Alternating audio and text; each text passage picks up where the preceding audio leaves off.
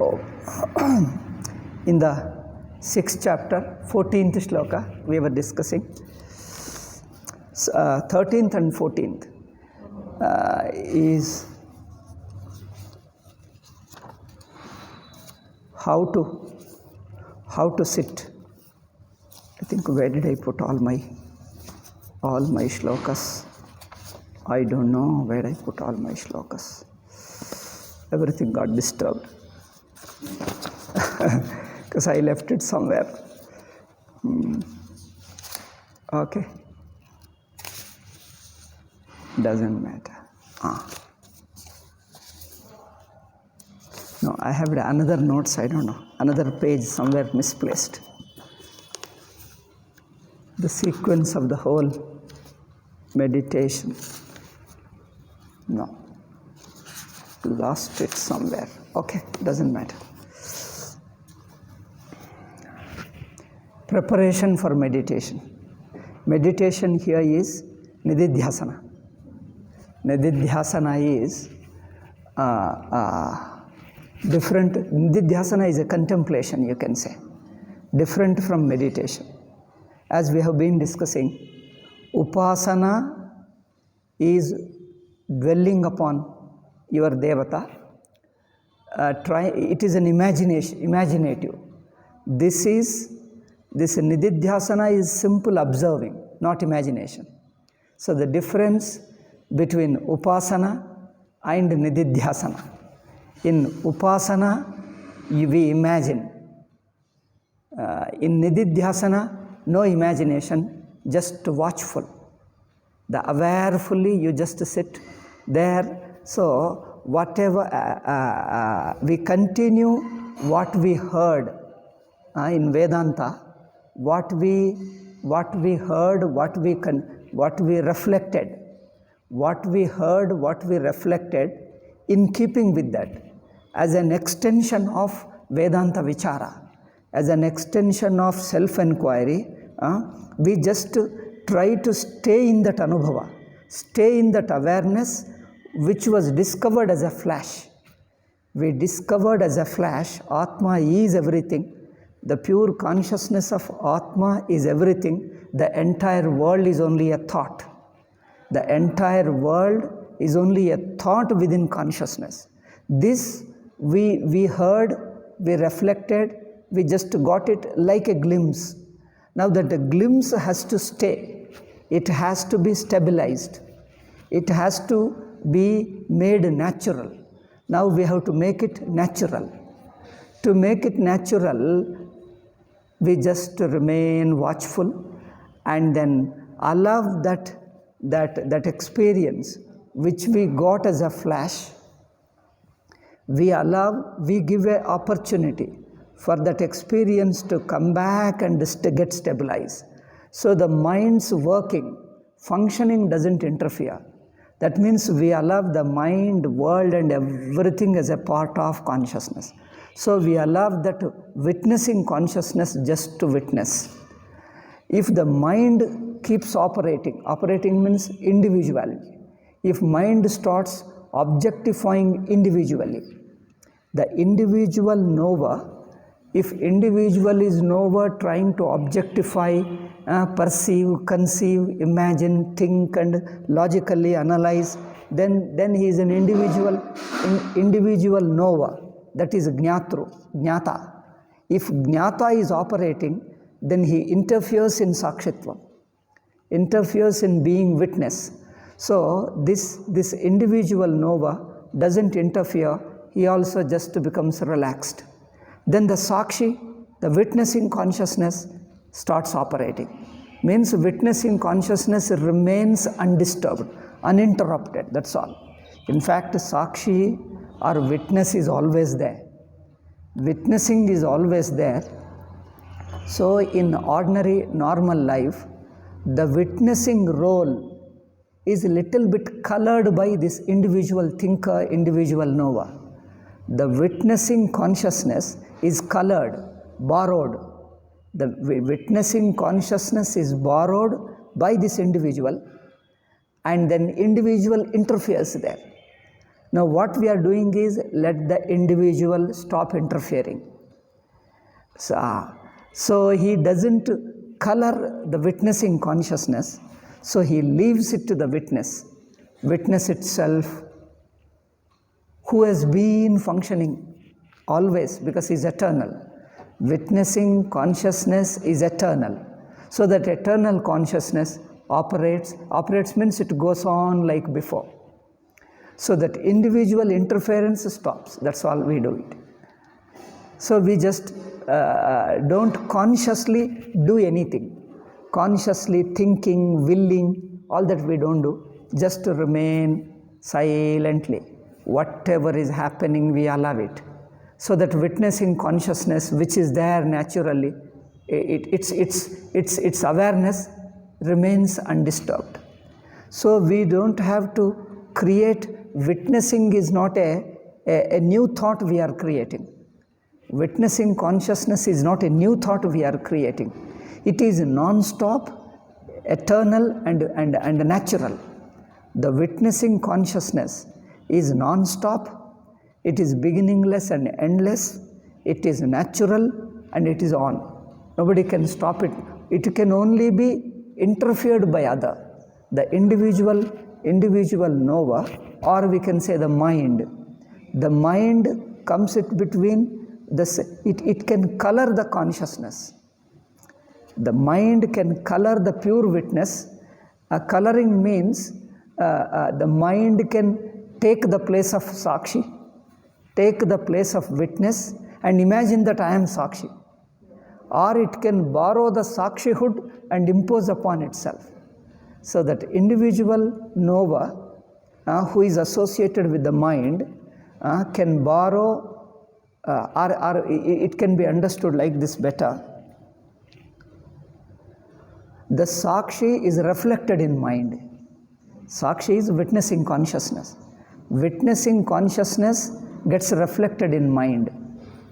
Like our any light, you put a mirror, the original light gets reflected in the mirror. So it is the same light, but the light, when it falls on the surface of the mirror, it gets reflected. So from the mirror it comes out. When the same light falls on the mirror and comes out of the mirror, so we say it is a reflected light. So this reflected light is colored by the medium, that is mirror. The pure light, either a lamp or a sunlight, doesn't have this medium of mirror. Therefore, independent of mirror, it is a pure light. The light of this bulb or a sunlight is a pure light, but when that light falls on the mirror, so the mirror reflects. This reflected light has a coloring of the mirror. If supposing mirror is a blue mirror, the light becomes blue. If it is a red or orange, the light, the focus which comes out of mirror gains a little bit of color of red or orange or blue, whatever color. So the mirror adds its own color to the light. The light itself doesn't have.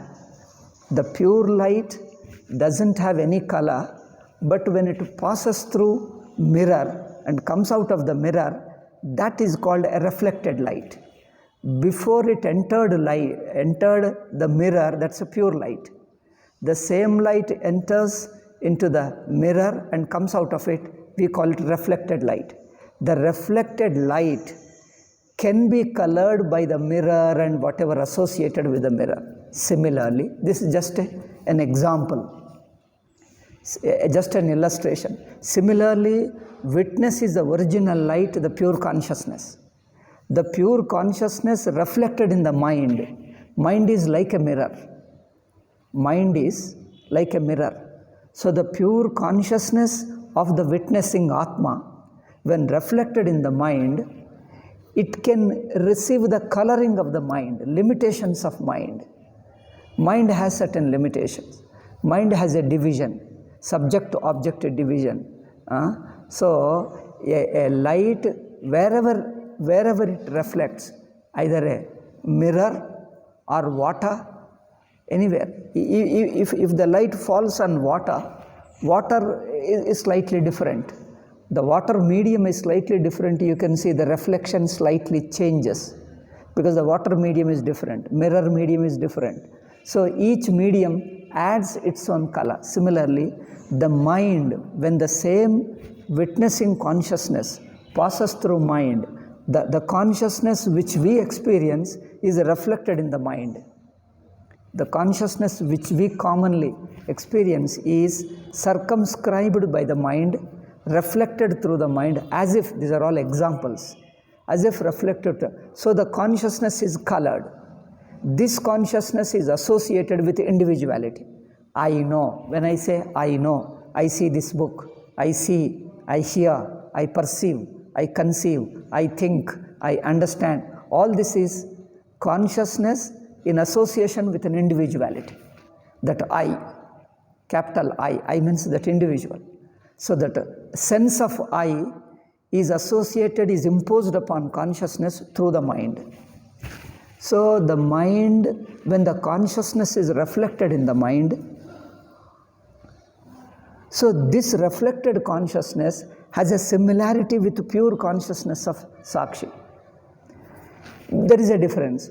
Pure consciousness of Sakshi has two things. It is free from individuality. It is free from the coloring of mind. It is free from the coloring of mind, free from individuality. The consciousness, same witnessing consciousness, when reflected through mind, it gets two things. One is it gets the sense of individuality, I, sense of I. Aham, we call in Sanskrit. So that aham. Then it gets the qualities of mind also gets imposed on it. So that the consciousness, when it is reflected, passes through mind or reflected in the mind, it gains certain other qualities. Gains means is imposed only, not natural. Because light itself is ever pure, though it appears as if colored in association with the mind, yet the light in itself, in its original nature, it is same pure light, unaffected. So the mind has time and place. Mind has time and place. So the time and place and subject-object duality, all this come only through mind. Because the mind is a relative, subject-object relationship. So the consciousness seems to have division of subject, there is a consciousness, object is known. Subject-object division. Then the division of time also. Time is past, present and future. Then I am moving in time. Time means a movement. You have an experience. You see one object, then the next, then the next, then the next. Like this, there is a sequence. So there is a movement, there is a sequence.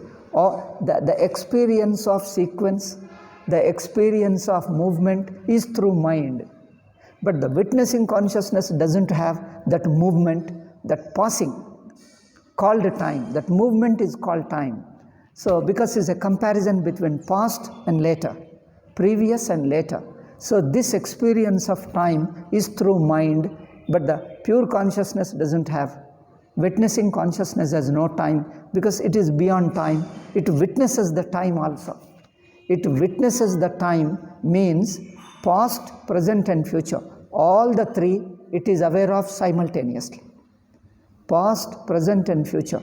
All the three it is aware of simultaneously. Which means it doesn't divide. Doesn't divide past, present and future. Its awareness is in one stroke, at one time. In one effort, it knows its very just awareness. It does, see, when you know a thing part by part, you see one small part of it, then another part, then another part, then another part. This is a gradual knowing. In gradual knowing, sequence occurs. That's called time. Time comes into effect only when you see gradual. This gradual perceiving, gradual knowing is possible because you know part by part. Part by part. Instead of that, alternatively, when Sakshi witnesses, witnessing means it doesn't see part by part, he sees entire thing in one stroke, one effort. So there is no gradual, there is no part by part, whole thing is one consciousness, one. So that's why you say the entire wakeful state is one consciousness, entire waking state. Now, two things. One is when you perceive objects within the waking state, then you see part by part. The entire state is not known in one effort. You see part by part. There is a gradual awareness. That is individual consciousness. That is a jiva, or that is a aham, I. The I consciousness is a center, is an individuality. It is related to object, and it sees one after the other, one after the other.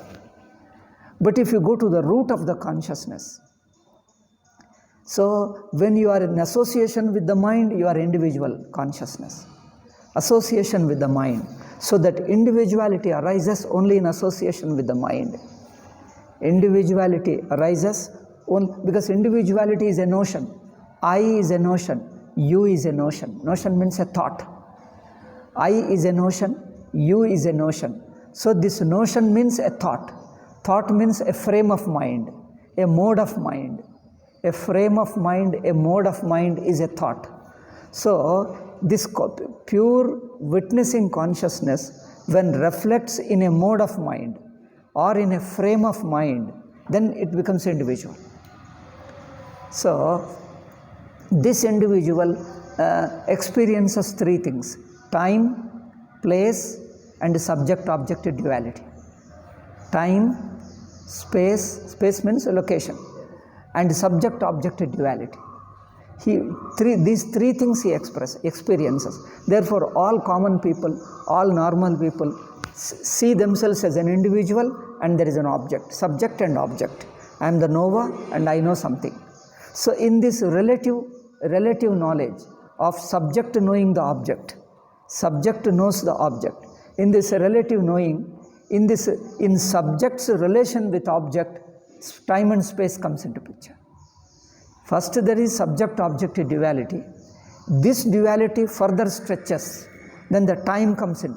The same subject, when it knows the object part by part, gradually, then the time comes into effect. Then space also comes because he's bound with the body. He's bound to the body. Then when he is related to the body, when he associated, when he identifies with the body itself has a form. Body has a form. It is located in one point of space. So through body, this aham, the individuality, gets a location. Individual aham, that individual consciousness, or we call jiva, or we call subject. The subject gets an individuality through body, because body is a shape, one location. So you get a space as well as an individuality. Both go together. Space and body. Because through body alone you have a location.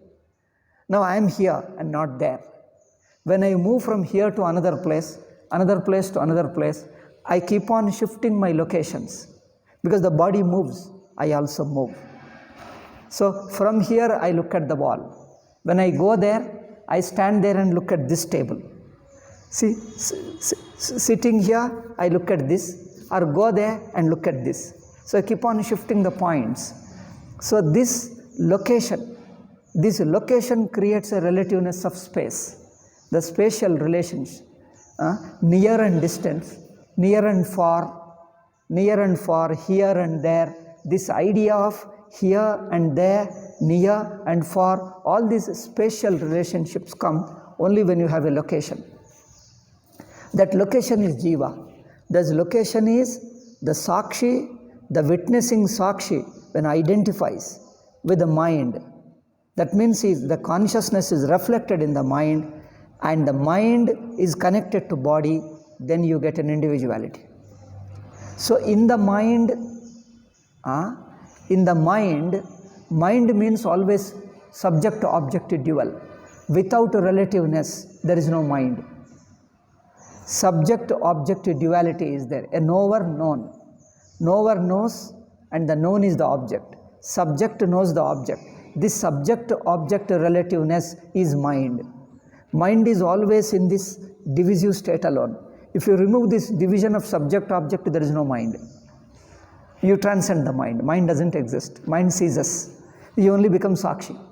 Sakshi through mind appears as subject-object divided. So I identify with the subject and leave out the object. That is a division. The divisiveness which Jiva is experiencing is I am subject and leave out the object. So I am continuously in relationship with other, me and the rest. Me and the rest, subject and object. I am continuously this divisive experience, continuously I am related to other. In this divisive experience, I am continuously related with other. So this subject-object relationship is just a bare duality. This bare duality further stretches through the body. So at the mind level, there is a division of subject-object. Then I assume the body. Once I assume the body, I get a location. I am here. The idea of thought, the thought of location, I am here, that comes. Because body is located at one point of space. So that body's location I take upon myself. Means that individual Jiva.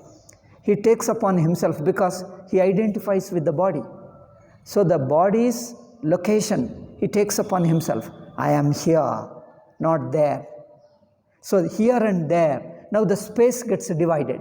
Here and there. Near and far. Once I assume the body, I identify with the body, then what happens? One is I get a location. The aham, the individuality gets a location. As I get a location, there is a division of space. Here and there.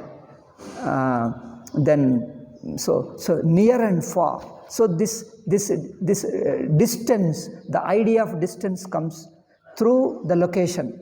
The location comes through identification with the body.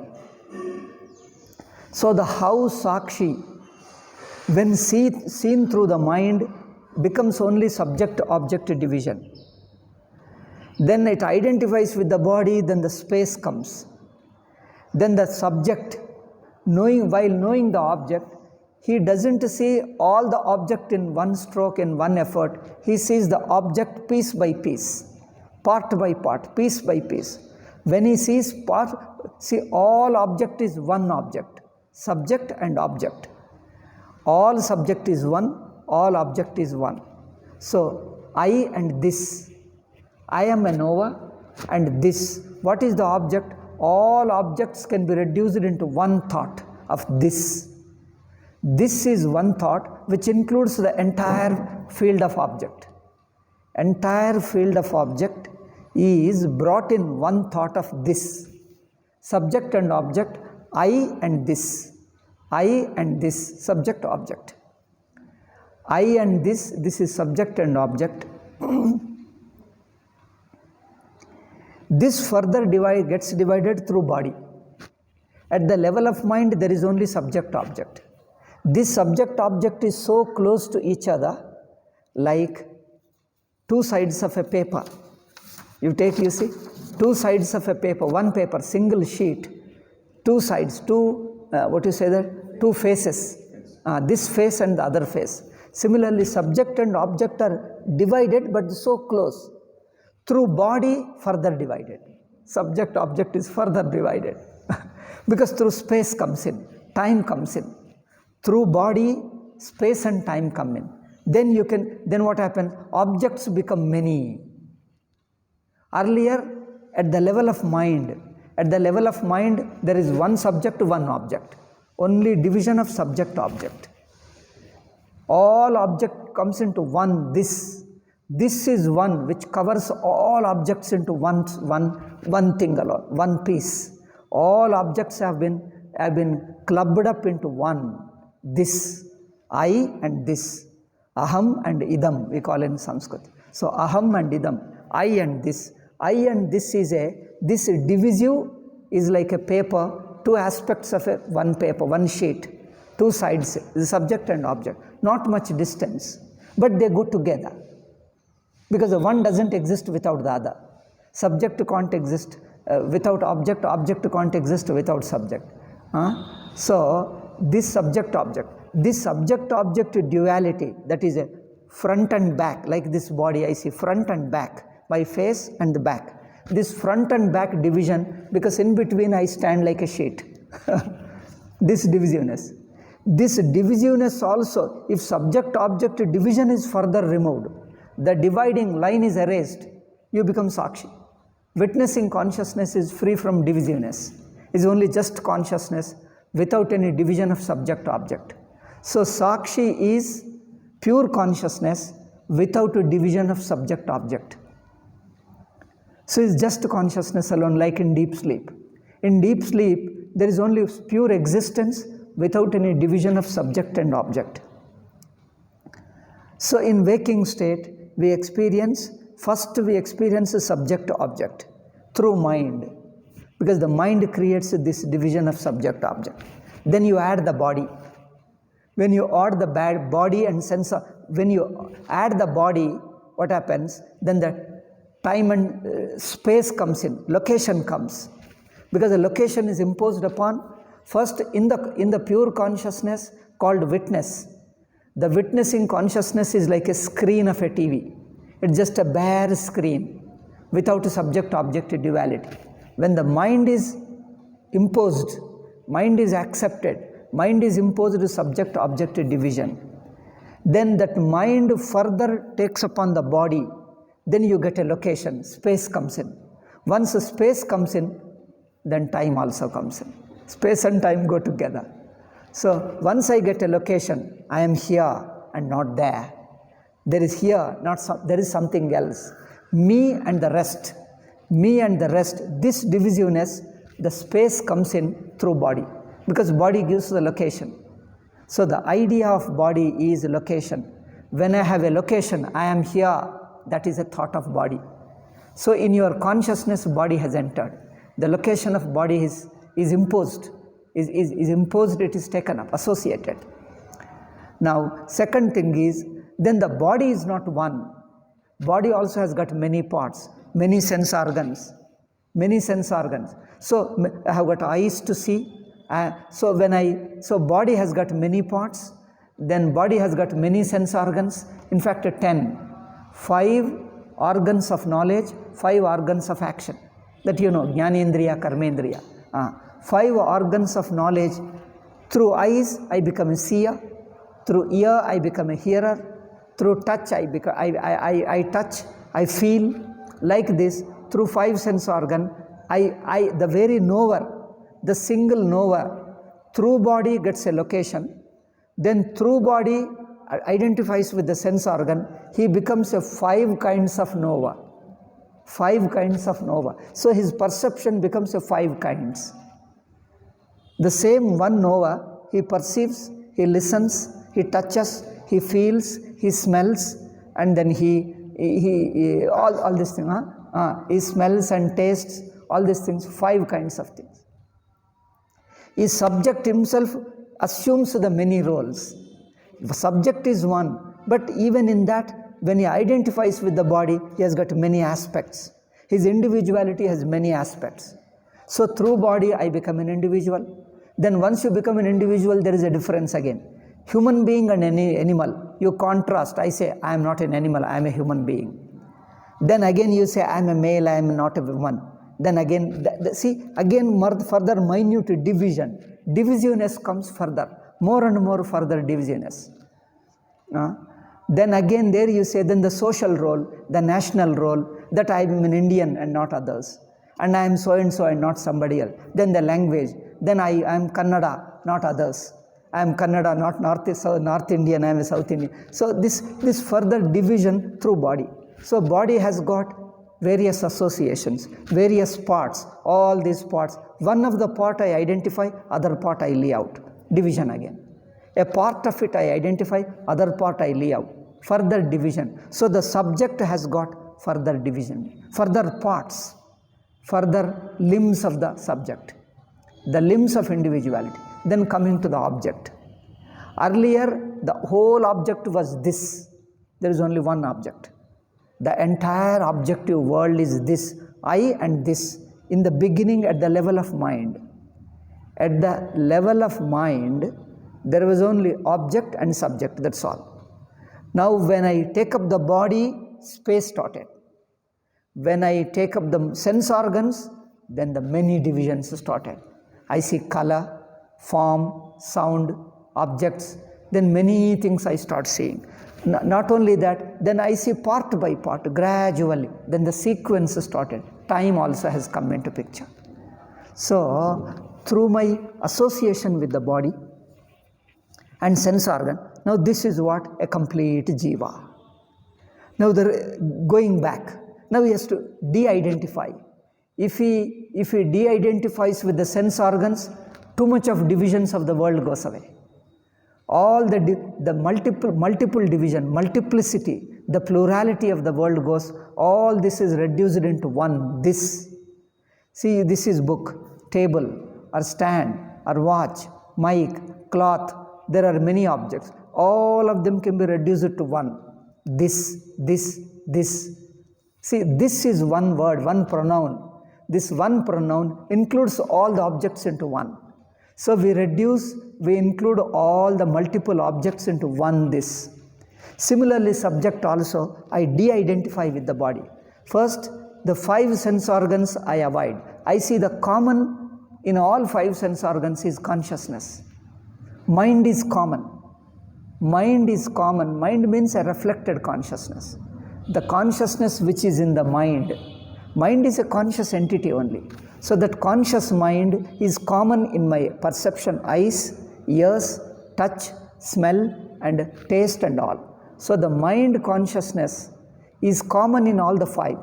So instead of dividing into 5, I become to the common one, common mind. All the 5 sense organs merge into mind.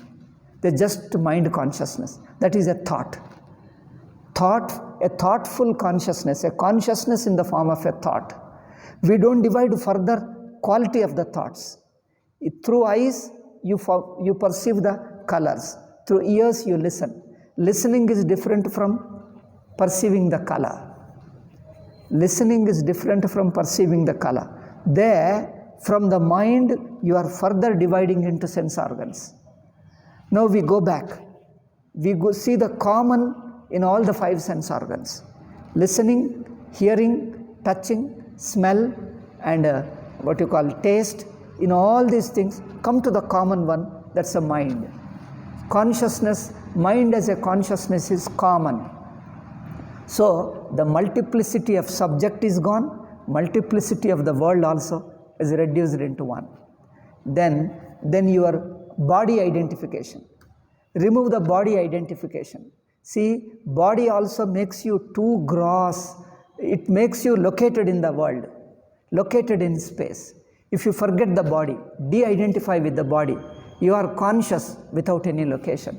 That's why in meditation, we learn this thing. In Nididhyasana, we just remain witnessing consciousness.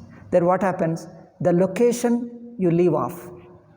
When you leave off the location, here and there, this division of space goes away.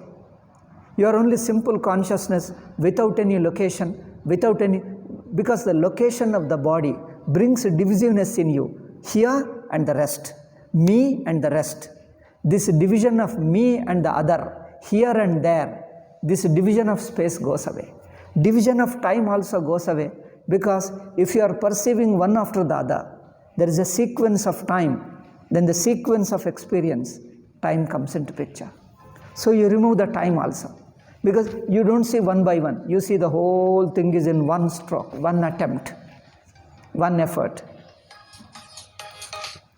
So in one effort, when you see, there is no, time goes away, space goes away. There is a bare subject-object. Even the bare subject-object also has little bit of coloring of mind. Coloring of mind, because little bit. Because there is a subject-object division this much. Even that gets dissolved. So, in the mind there is a consciousness. Mind itself is a consciousness. But if you look at the mind, mind is a relative. subject-object relative. Our mind is a thought. This subject-object relationship is thinker and thought, knower and known. Knower, known, thinker, thought, this relationship is a thought. So in the thought, go to the content of the thought, there is consciousness. One thought and another thought, there is no difference because consciousness is a one. The existence is one. The pure existence is one. Consciousness is one. When you pay attention to that consciousness, as a consciousness it is one. So there is no difference in the thought. In all the thoughts, consciousness is one. Then the subject is also consciousness, object is also consciousness. The knower is consciousness, known is consciousness. It is only two aspects of the same consciousness. Otherwise, generally, we identify as a subject and try to see the object. Now, don't pay attention to the object. Then you cease to be subject. If you don't pay attention to the object, you cease to the subject, you remain bare consciousness, pure consciousness, without any division of subject and object. This is what we learn through Shravana, listening and reflection. The same thing you do in Nididhyasana. In contemplation, in meditative, Nididhyasana type of meditation, contemplative type of meditation, what we do is, what we have discussed, the same thing, you try to make this understanding natural. In the beginning, it comes as a glimpse and slips down. Now, we give an opportunity. You allow the consciousness to stay. Now, the consciousness is, in all five sense organs, there is one mind consciousness. So, you drop away, de-identify, all the five sense organs come to mind. In the mind again, first body and the remaining that you remove. Then come to the bodily image through the body. I have a self-image. I am a so-and-so person. This self-image comes through body, and because body lives in the society, and body and society, your economic status, social status, relationship, language, area, all these things go into the formation of my self-image. So when I sit as a pure consciousness, I drop off my image. What am I?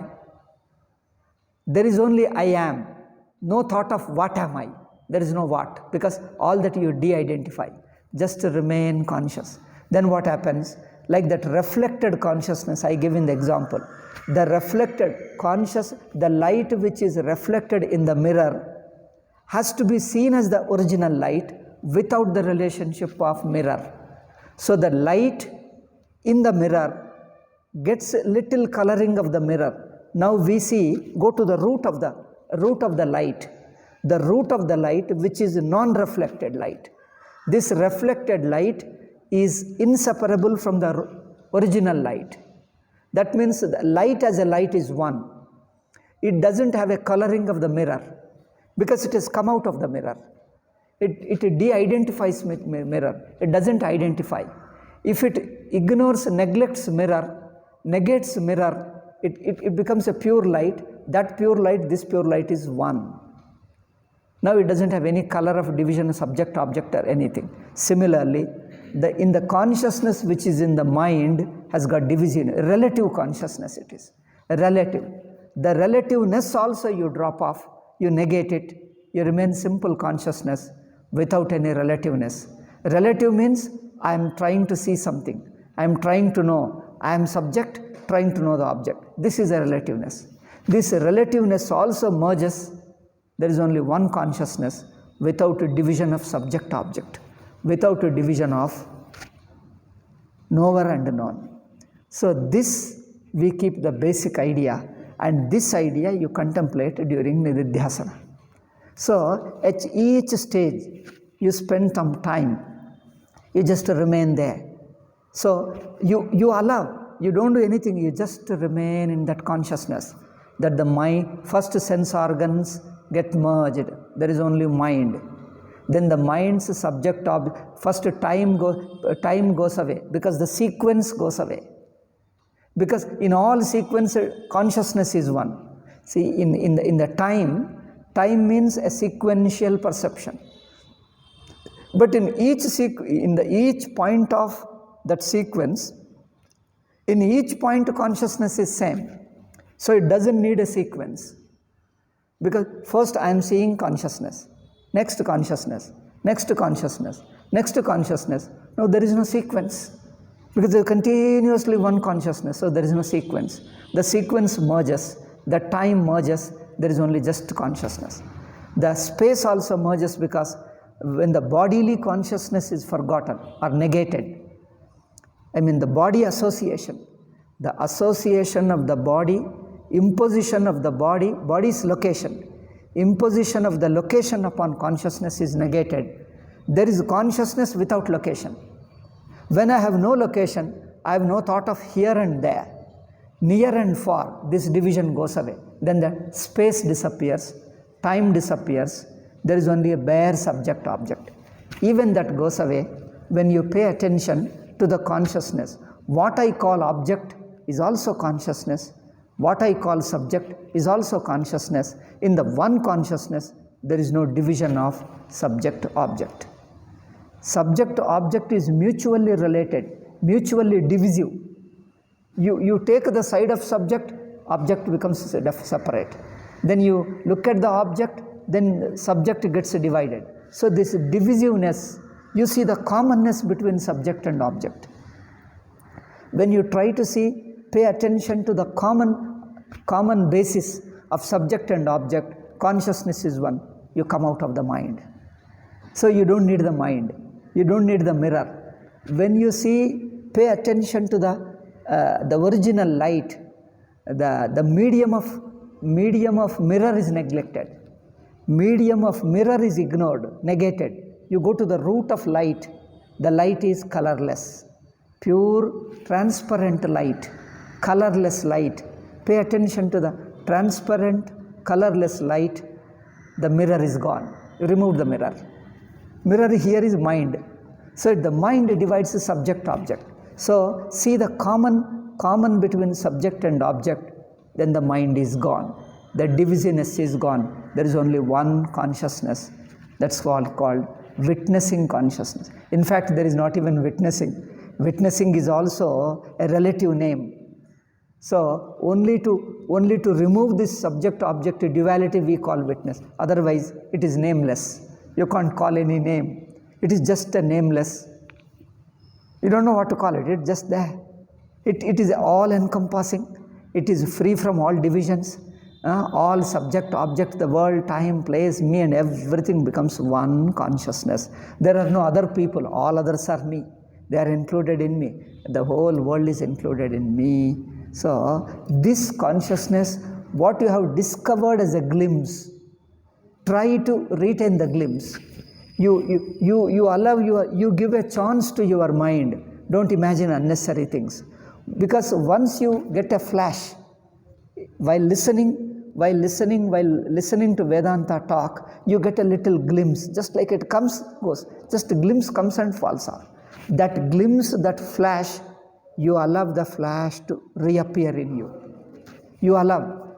Don't protest, don't resist. Mind is not too much interfering. Mind is not interfering. Mind is totally surrendering. Surrendering means mind is wholeheartedly cooperating. It is trying to see the flash which I have experienced before, the flash of light.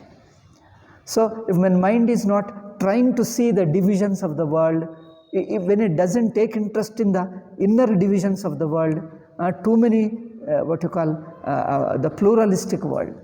When mind, you are not interested in the pluralistic world, try to see the one common underlying one. Then what happens? The divisions disappear, get negated. The plural world gets negated. Multiplicity gets negated. You go to still common. Ultimately, there is just consciousness. Even the subject is consciousness, object is consciousness. They are only, you take one aspect, the other aspect comes. You take one aspect, you will see that other is something separate from you. Separate but related. See, it is different but related.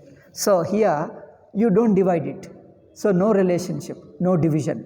Subject is same, object is also same consciousness. The consciousness itself is indivisible. So like this, so you allow you give chance to the mind to dissolve into the consciousness. Therefore, don't protest, don't resist, simply remain watchful. Not mind is interpreting. Mind interference means it is analyzing. Mind analyzing, interpreting, explaining, this is the mind's function. See, mind is analyzing, interpreting, explaining. It doesn't interpret, doesn't explain, doesn't divide, doesn't compare. It just watches. Whatever is, it is already. So in fact, watching is also not a will. You are not even using a will. Watching is also not a will. Initially there is a will, just to start. Then the will goes away. Watchfulness, the awareness is naturally there, because witnessing consciousness naturally is aware of.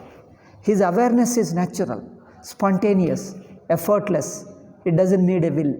So you allow that will-less consciousness which is natural, which is self-existing.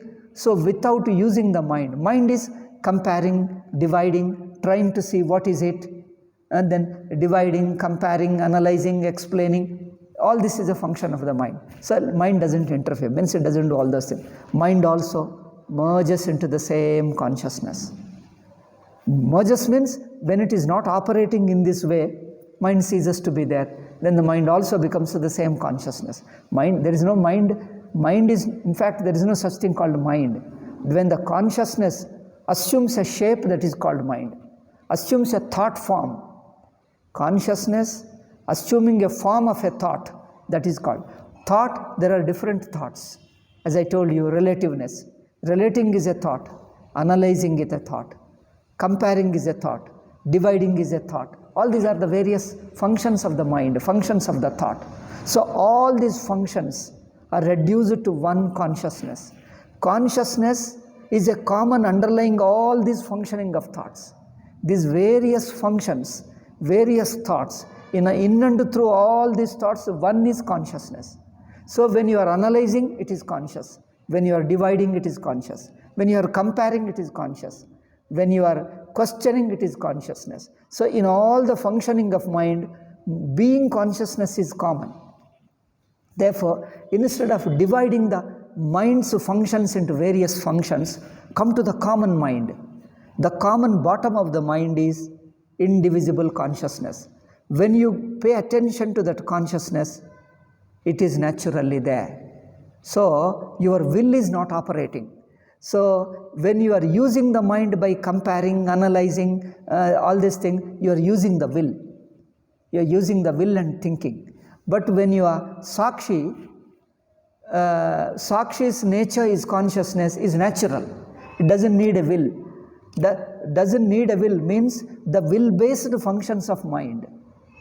The will-based functions of mind is comparing, contrasting, analyzing, discussing. All this mind you leave out. So the will-based functioning of the mind. When the will stops means when you leave out the will, mind also stops. Mind means the will-based functioning of the mind. Will-based functioning. All these functionings are too much interferent because they keep on interfering in witness. Interfering means they cover up. No interference. Sakshi remains Sakshi only. Even when mind is operating, nobody can touch it. Sakshi remains all the time, witnessing only. Nobody can touch it, nobody can remove it. It is there naturally. It is there self-existing Sakshi. It is only the mind comes and covers it up, that's all. So, the covering of the mind, we call it adhyasa, the imposition. The imposition of the mind goes away. So, the will-based functioning of the mind gets dissolved because you pay attention to the common. Common to all thoughts, you pay attention, there is consciousness. It is already there. You don't have to will consciousness. Consciousness is not a matter of will. Thought is a will. Consciousness is not a will. See the difference. Thought is a will because you are comparing, relating, contrasting, analyzing, explaining, all these things. So, through will, mind works. Different kinds of thoughts. Then the mind divides, then the individuality comes in, subject-object duality. So when you pay attention to that common consciousness, what happens? Then all the mind's functionings, all the divisions all merge into oneness. All the divisions, analyzing, comparing, contrasting, imagining, remembering, all that goes away. All that merges into consciousness, because the underlying is one consciousness, like same water assumes various waves. So instead of seeing the comparing bigger wave, smaller wave, nearer wave, shapes, don't pay attention to the waves, pay attention to water. Then the difference between different waves disappears. Only one water, underlying, unbroken, beginningless, endless, one water throughout all waves. Similarly, consciousness is in and through thoughts. Inside the thought, outside the thought, and before the thought, after the thought is consciousness. Before the thought is consciousness. After the thought is consciousness. Inside the thought is consciousness. Outside the thought is consciousness. Thought to thought, next to thought is again consciousness. So the consciousness is in and through, like water is in water, in the wave, outside the wave, before the wave, above the wave, everywhere, in all the aspects of the wave is water alone. So the wave, water is so much pervading the waves that you pay attention to water, there is no wave merges back. There is no such thing called wave. Similarly, all the various functioning of the mind, all of them mean consciousness only. Let there be any other thought. Any thought means consciousness. Analyzing is consciousness. Thinking is consciousness. Comparison is consciousness. Contrast is consciousness. Any question you put, consciousness. Any thought you entertain, consciousness. Because all the thoughts are only various shapes of same consciousness. So pay attention to that common. As you more and more pay to the consciousness, the will drops off. Will, you transcend the will. Will naturally drops off. Consciousness is without will. You don't will the consciousness. Consciousness is natural. It is natural. You don't will it. If you will, you become mind. Then how to drop the will? If you try to do something, again it becomes a will only. If you try to use the will, I want to stop, that becomes again a will. So anything you use your mind, it is a will. So the only way of dropping the will is pay attention to the consciousness which is naturally there. Pay attention to the natural. As you pay into the attention to the natural consciousness, self-existing consciousness, the will merges into consciousness. Thought merges into consciousness. When it merges on its own, the will naturally goes away. You don't remove it. If you consciously try, will remains. So you don't consciously try, just to pay attention. Allow the sakshi to take over. Allow the witnessing consciousness. Therefore, you only allow. It's just like receiving an injection. You call injection? They go to the doctor. They say, see, in English we say take injection. Otherwise taking is an action, is a will. But when you take injection, you don't use the will. You just stand there. You leave yourself. And doctor himself does it. So when you receive an injection, there is no will operation. You leave off and remain. It just happens. Similarly, you don't use the will, then the will merges into consciousness, because will is mind. That is individual, aham, individual jiva. Consciousness is sakshi. That is Brahman. So the will and consciousness, they are only two aspects of the same thing. So how to drop the will? Pay attention to consciousness. The will gets absorbed into consciousness. The individual, jiva, gets absorbed into consciousness naturally. In fact, the will or a mind is not separate from consciousness. Like wave is not separate from water. In fact, wave is already water.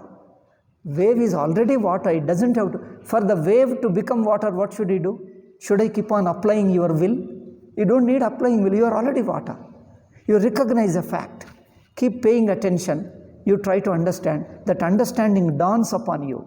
More and more you become aware of what you call will, what you called thought. Thought is also consciousness.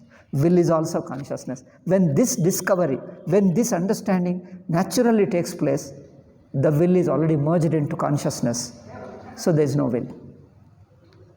Or even if the will is there at another level, so two levels, at one level it may be there, but in spite of the will, you are without will.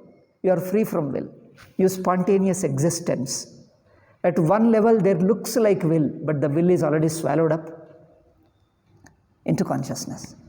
So that once the will is gone, merged, the individuality is gone. There is only one pure, infinite, endless. Now there is no time, no place, no relationship, no subject-object. It's all one. Okay. So we give the opportunity for the mind to merge, to dissolve into the consciousness. We give the opportunity. We don't use the will. We only allow, silently remain. Try to remain. That's why we say it is a relaxing. It is withdrawing. It is withdrawing the will, not operating the will. It is a relaxation rather than conscious operation of the mind. It is not conscious operation of the mind.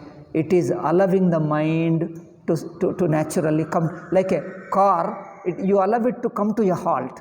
When your car is on, I think that engine, you stop it, then what happens? It was in a movement. You allow it, leave it. It keeps on moving gradually again. On itself, it comes to a halt. You allow it to halt. You allow it to merge into it. So this simply allowing it, not interfering, not doing anything, just to be watchful. That is Nididhyasana. So this can happen only after listening to Vedanta. If a person has not listened to Vedanta before, he can't do this. He can't do this. If he has done Vedanta, then that helps, because that forms the background. With the help of it, he can sit. And then therefore, this is what the 6th chapter talks of. Even Kathopanishad, Mandukya, and then Brahma Sutra, various places, this Nididhyasana is taught. So here this Bhagavad Gita 6th chapter talks of this Nididhyasana. In 8th chapter there is another meditation. That is a meditation for going to Brahmaloka. That is a Saguna Brahma. In 8th chapter of Gita, that meditation is different. This is Nididhyasana. The same Nididhyasana briefly is explained again in 18th chapter. Here more elaborately, same thing while summarizing within I think 2 or 3 shlokas. There are three shlokas there in 18th chapter again. Briefly he summarizes. Elaborately he discusses here. But the sadhana can interfere or can help Nididhyasana? Sadhana, we do sadhana at the level of mind. So as I told you, there are two levels of sadhana. One is preparing the mind. Second is dissolving the mind, transcending the mind. So dissolving in the sense, understanding there is no mind, the so-called mind is nothing but consciousness alone. So 2 levels of sadhana. One is preparing the mind, purifying the mind, because mind is too much divided, contradictions, emotions, thoughts, identifications with the world and property, experiences, attachments and all that. So you purify the mind, release the mind from all these attachments, experiences, all this insecurity, fears, worries, tensions, all emotionals, intellectual concepts. From all these things you release it. Make it an open mind, broad mind, selfless mind. So that is a purification of the mind. So that is working at the level of the mind. That is one level. But another level is, once the mind is pure, then you understand there is no such thing called mind. Mind itself is another name for consciousness. Like a wave is another name for water. Otherwise there is no wave at all. So then you understand wave is nothing but water. So this is an understanding, that is a purification. 2 different levels. So sadhana is at the level of that purification. That also you can continue. This also you can do simultaneously. If you want, you can do it, but don't mix it up. That's all. Yeah. But I suppose that you must explain better your situation. See, when you are doing this Nididhyasana meditation, you do sometimes because of the impurities of mind. Impurity in the sense, mind has got still worry, disturbance, attachment, worry about fear and insecurity or some whatever little. Because it still retains a little bit because we have not sufficiently purified. Then what happens? The nididhyasana, you do it, but it doesn't come out well. Partly comes out, partly gets blocked. Or it doesn't move. You try to be witness, but even in witness, mind operates. Mind doesn't withdraw. Then what happens? You do whatever you do little bit, and then after some time, daily half an hour, 1 hour you do it. Then again, rest of the time, then try to rectify the mind. It is something like you any instrument you try to what you call the take out the take the pen only. With the help of the pen, you try to write or do something. Sometimes this doesn't come out because this is too loose. Then you stop it and first rectify it, and then again try apply it. It's like purifying the mind and applying the mind in nididhyasana. Two things are there. You try. You can do that. Whatever the pen is good, that time you write it. It is unable to write because this is loose, pen is loose, then you stop it and then you first tighten it because this is becoming loose. Then again apply. Like that. So other time you can purify the mind. As you purify more and more, your nididhyasana becomes better. So one side you can purify the mind, other side you can do the nididhyasana also. As you purify more, your mind merges more into consciousness. So as more and more you purify, more and more merging becomes easy. Then it is totally purified, that becomes totally merges. So simultaneously you can do that, no problem.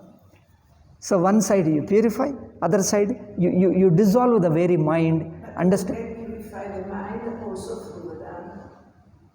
Vedanta has got two levels. One is Karma Yoga, another is Jnana Yoga. In Jnana Yoga, mind is dissolved into consciousness. In Karma Yoga, values, spiritual values, and Bhakti. In Bhakti, values, etc., we talk of purifying the mind.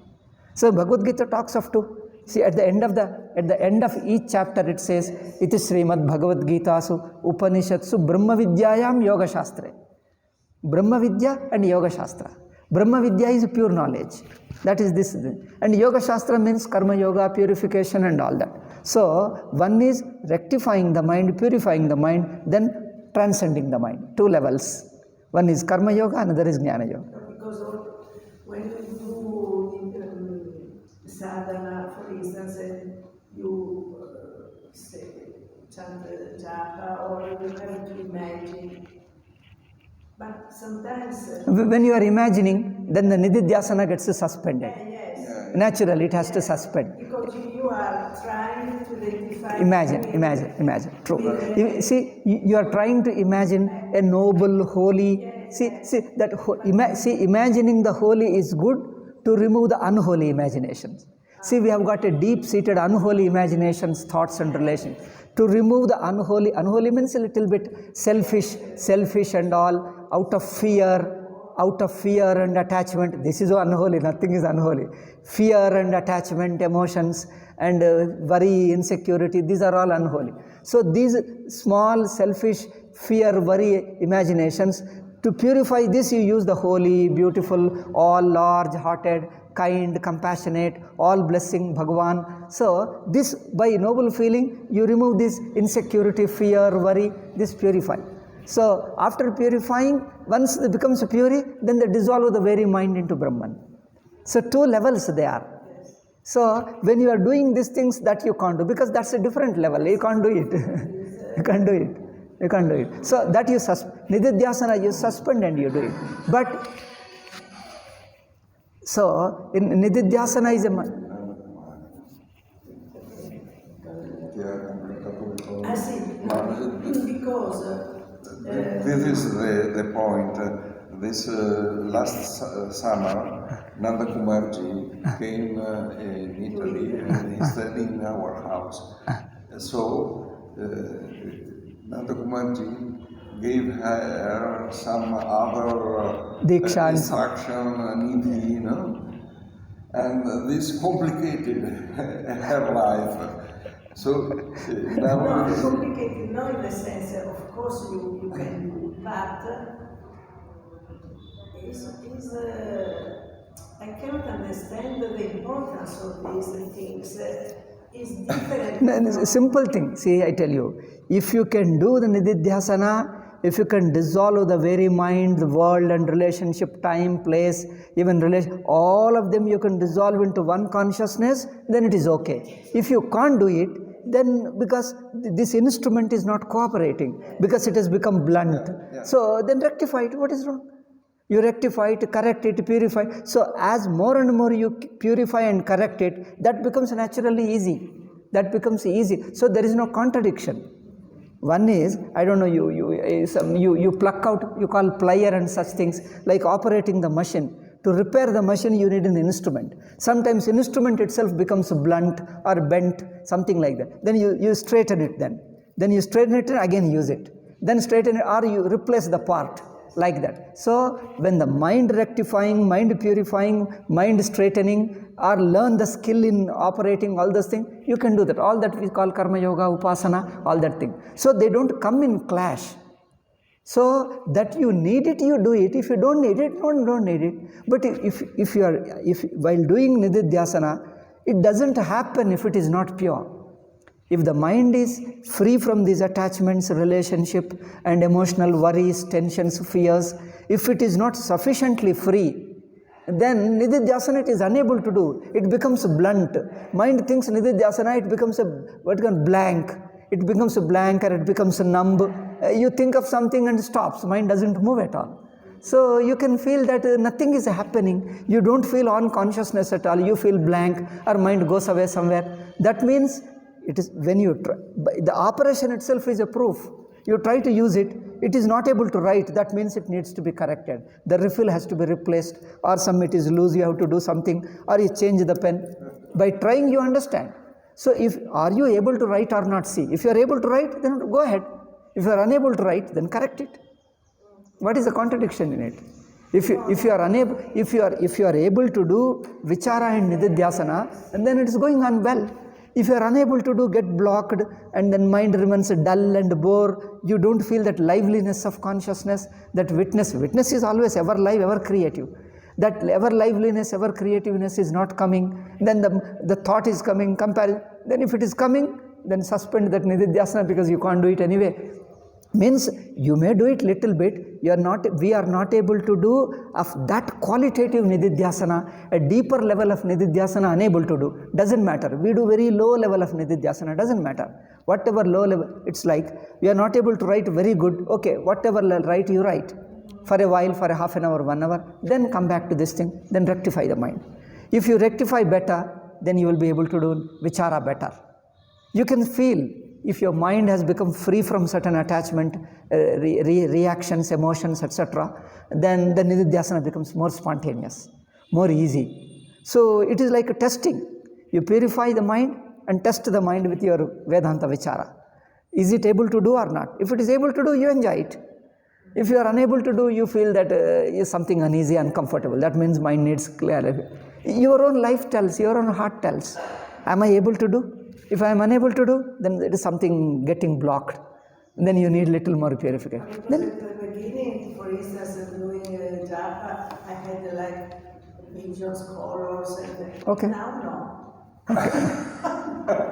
Now, no. See, visions themselves are neither good nor bad. The visions, do they involve certain very positive feelings, noble feelings, positive qualities? Like you say, compassion. See, compassion, love, kindness, help, service, these are all positive qualities, sattvika. But negative, petty, selfishness, worry, fear, jealousy, and etc., these are all negative. So in your imaginations, whatever feelings and thoughts come, do they come as a more positive one? Though positive come, they purify these negative feelings, fears, worries, tensions, etc., they remove. So if they are positive, let them come. If they don't come also, it doesn't matter. Thing is, when you are doing this meditation, upasana, it is only going towards the positive side. They remove all the negative feelings, negative thoughts, negative this. If they are doing good, so sometimes visions come, sometimes may not come. Even if vision comes, see whether it is a positive vision, removing these negative feelings and negative thoughts, worry, fear, tensions, they are removing, then you are going on the right track. Otherwise, you have imagination and still continue, then that means there is something wrong. You have to create more positive feelings, positive thoughts, positive this thing. So more and more the positive one, this negative goes away. This negative goes away. Because negative means the emotional relationship, attachment, fear, worry, tension. Somewhere we couldn't forgive something. Somewhere we have retained some guilt and hurt. Somewhere some hurt, somewhere some guilt, somewhere in our life remains. We are unable to forgive it, unable to come out of it. That holds us. So all this bhakti, this meditation, all this japa, etc., purpose is to clear the mind of all this guilt and hurt and all that. When the mind is natural and spontaneous, then it can do Nididhyasana, then it can listen to Vedanta, do Vichara, and then the very Vichara continuation is Nididhyasana. The same Vichara continuation going into deeper level is Nididhyasana. So that is only testing. If I am able to do, then mind is pure enough. If I am not able to do, then mind needs correction. That's all. It is simple testing. It is simple. If it is writing, then it is good. Go ahead. You are unable to write, then correct it, rectify it. That's all. 2 levels of sadhana. So Vedanta includes both. Don't say Vedanta, non-Vedanta, don't divide it. Both are same. Both are helping each other. Okay, today we'll stop. Om Shanti, Shanti, Shanti.